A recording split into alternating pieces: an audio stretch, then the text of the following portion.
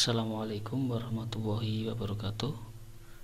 Pada kesempatan ini kita akan belajar tentang laporan keuangan yang kita ambil dari persamaan dasar akuntansi yang merupakan materi pelajaran ekonomi kelas 12 SMA. Kita mulai dari pengertian laporan keuangan. Adalah catatan informasi keuangan suatu perusahaan pada satu periode akuntansi yang dapat digunakan untuk menggambarkan kinerja perusahaan tersebut. Salah satu fungsi utama akuntansi adalah menyediakan laporan keuangan secara periodik kepada manajemen, investor, kreditur, dan pihak-pihak lain di luar perusahaan. Laporan keuangan yang disajikan harus dapat memberikan gambaran secara jelas terhadap posisi keuangan atau neraca dan kinerja suatu perusahaan atau laporan laba rugi. Hal ini dimaksudkan agar para pemakai akuntansi, baik intern maupun ekstern perusahaan, dapat mengambil keputusan ekonomi sesuai dengan apa yang dikehendaki.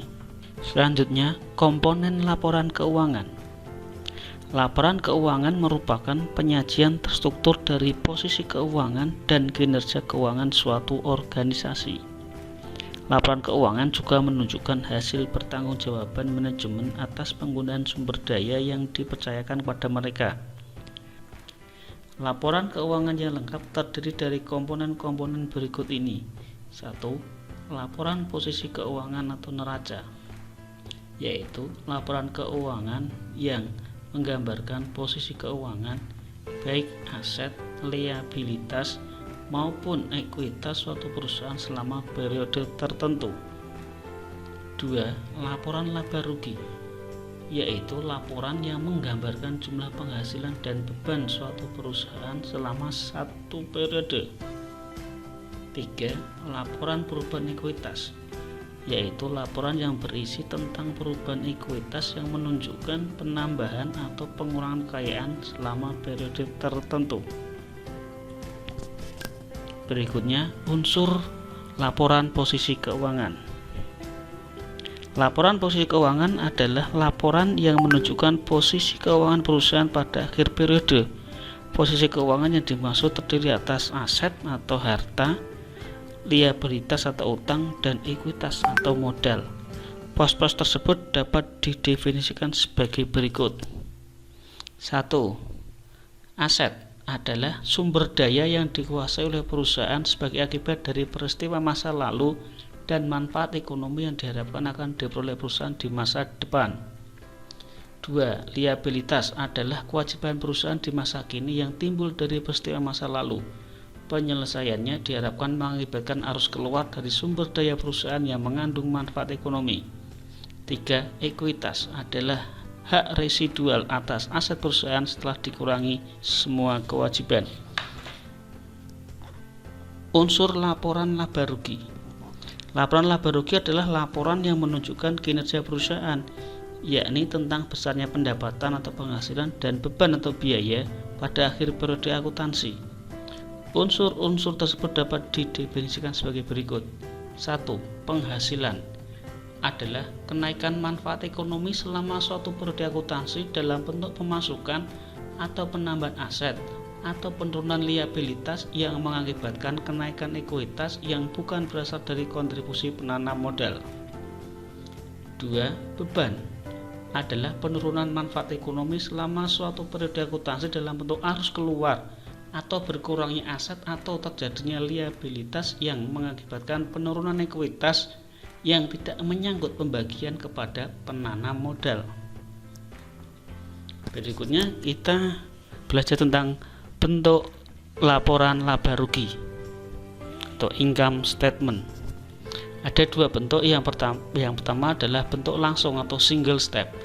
Yang kedua atau B adalah bentuk bertahap atau multiple step. Kita lihat yang bentuk langsung. Ada nama perusahaan ditulis di atas sendiri, terus judul laporan laba rugi, terus ada periode yang berakhir 31 Desember 20. Ini periodenya, periode pembuatan laporan. Seluruh pendapatan dijadikan satu.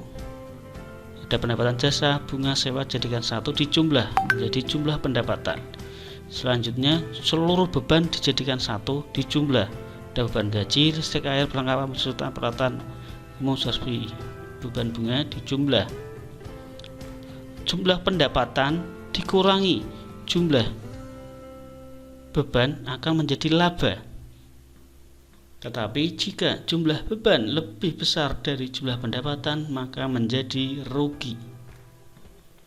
Sedangkan bentuk laporan laba rugi bertahap atau multiple step hanya membedakan pendapatan usaha dijadikan satu lebih dulu, yaitu dengan menjumlahkan seluruh pendapatan jasa, terus beban atau biaya usaha jadikan satu, dijumlah, terus akan diketahui laba usaha, yaitu pendapatan dikurangi beban.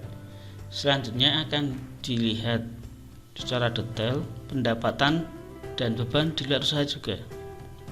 Ada pendapatan di luar usaha berupa bunga, pendapatan sewa dijumlah dulu. Selanjutnya dikurangi dengan beban di luar usaha. Contohnya ini adalah beban bunga, dikurangi sehingga akan muncul laba di luar usaha. Selanjutnya laba usaha dijumlahkan dengan laba di luar usaha menjadi laba atau rugi bersih. Kita lanjutkan bentuk laporan perubahan ekuitas atau capital statement. Ada 6 perusahaan di atas, terus judul laporan perubahan ekuitas, terus periode pembuatan laporan.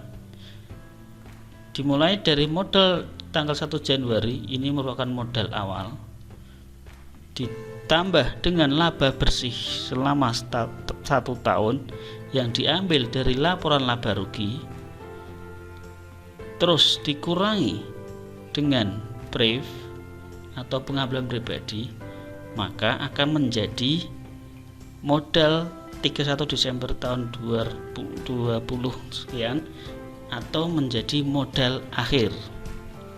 Sehingga modal akhir sebenarnya adalah modal awal ditambah laba bersih dikurangi PRIV. Kita lanjutkan bentuk laporan posisi keuangan. Ada 2 bentuk, yang A bentuk laporan stafel, yang B bentuk laporan skontro. Untuk yang stafel ini menurun, sedangkan yang skontro adalah menyambeng. Kita bisa lihat perusahaan, nama perusahaan di atas, terus ada judul laporan posisi keuangan, terus ada tahun, tanggal pembuatan laporan. Sebelah kiri ada aset, sebelah kanan liabilitas dan ekuitas sesuai dengan sama akuntansi, yaitu aset sama dengan liabilitas ditambah ekuitas. Yang pertama ditulis aset lancar, dimulai dari kas, bidang usaha, perlengkapan sesuai duit muka, terus investasi jangka panjang, terus aset tetap semua ditulis, dan aset tidak berwujud. Untuk penulisannya ini adalah caranya yang paling liquid atau paling lancar atau paling mudah jadikan uang ditaruh paling atas. Ini yang paling liquid adalah kas, berita usaha, perlengkapan dan sebagainya sampai ke bawah. Terus semuanya dijumlah, aset lancar, investasi jangka panjang, aset tetap dan aset tidak itu dijumlah menjadi jumlah aset. Akumulasi penyusutan peralatan mengurangi peralatan, sedangkan akumulasi penyusutan gedung mengurangi gedung. Untuk sebelah kanan liabilitas dan ekuitas sama seperti yang aset. Yang ditulis yang awal adalah yang liabilitas lancar. Yang pertama adalah utang usaha. Ini utang yang harus segera dilunasi. Ada utang gaji, terus komisi terima di muka, terus baru liabilitas jangka panjang, ada utang hipotek, utang obligasi, terus ada ekuitas pemilik atau modal pemilik. Selanjutnya dijumlah semua liabilitas dan ekuitas, dan akhirnya jumlah liabilitas dan jumlah aset harus sama. Untuk bentuk yang stafel ini sama, cuma aset di sebelah atas, liabilitas dan ekuitas di sebelah bawah. Demikian pembelajaran pada kesempatan ini. Terima kasih atas perhatiannya. Saya akhiri. Assalamualaikum warahmatullahi wabarakatuh.